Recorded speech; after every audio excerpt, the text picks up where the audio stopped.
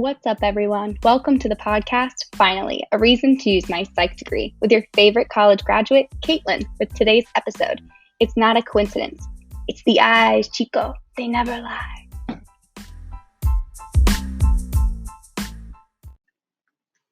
Hello and welcome to another episode. I hope you all are doing well. I have high hopes that you all understood my title reference and were not offended by my accent. Do you know where it comes from? Don't worry, I know better than to wait. You're too lazy to Google it. The eyes, Chico, they never lie. From Scarface. But it is true, as the saying goes, our eyes do not lie. And today I want to talk about a theory that has happened to every single person on the planet without you knowing it. This episode explores frequency bias, or called the Bader-Meinhof phenomenon. Have you ever met a new person and then started seeing them everywhere?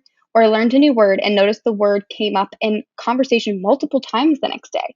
This isn't a coincidence, and it's not an increase of occurrence either. You've just activated your brain to notice it, and it's called the frequency bias. It goes by multiple names: the recency illusion, frequency illusion, selective attention bias, and also the Bader-Meinhof phenomenon. It also carries a cute name called the blue car syndrome.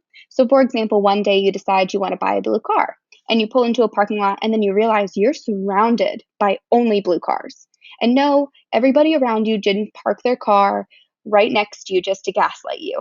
The moment you made the decision to get a blue car, your mind has been fixated on those types of cars, and therefore you see them everywhere. As I mentioned before, it also goes by the Bader-Meinhof phenomenon. And I wanted to tell you the rabbit hole that I found myself in when searching this name. So go ahead, I dare you to Google Bader-Meinhof. When first Googled, the result that will come up is a German terrorist group in the 1970s that went by this name. So why is this phenomenon related to a terrorist group? Well, when the Stanford University scientists were studying this illusion, they found two things about the frequency illusion. Number one, it involves selective attention, so noticing things that interest you and ignoring things that don't. Number two, it involves confirmation bias, so you're looking for things that'll support the ideas or reasoning in your brain. So this is exactly what happened on a discussion board in the 1990s. Someone within the study became aware of this gang, and this, in a matter of minutes, was brought up over and over again. So therefore, it's now attached as a definition. I don't know about you, but it seems a little fishy their selective attention and confirmation bias was with a German terrorist group.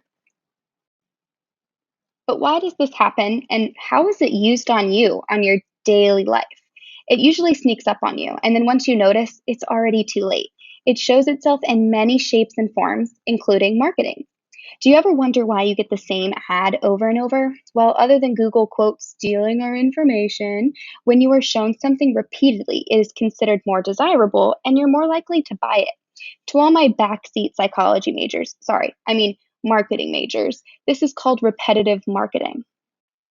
Another way it's used on you is the social proof theory, an extremely effective form of marketing, might I add. And it states that a person who doesn't know how to act will imitate others around them and look for them for guidance.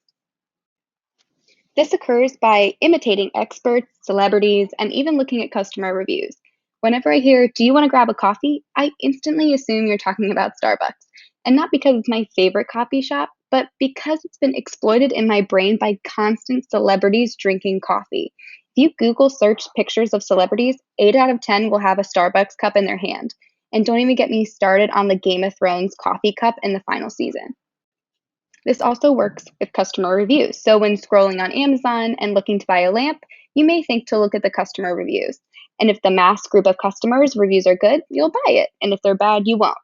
I only wish my boyfriend did this when buying his new lamp. All of the reviews said the lamp was too short. And now every time he sits under it, his head fits physically in between the lampshade. Now that you learned about it, keep an eye out. Don't be surprised if you bump into the theory again soon. And remember, the eyes, Chico, they never lie. Thanks for listening to my podcast, Finally, a Reason to Use My Psych Degree. New episodes launch every Tuesday, so stay tuned next week to see if I can find another.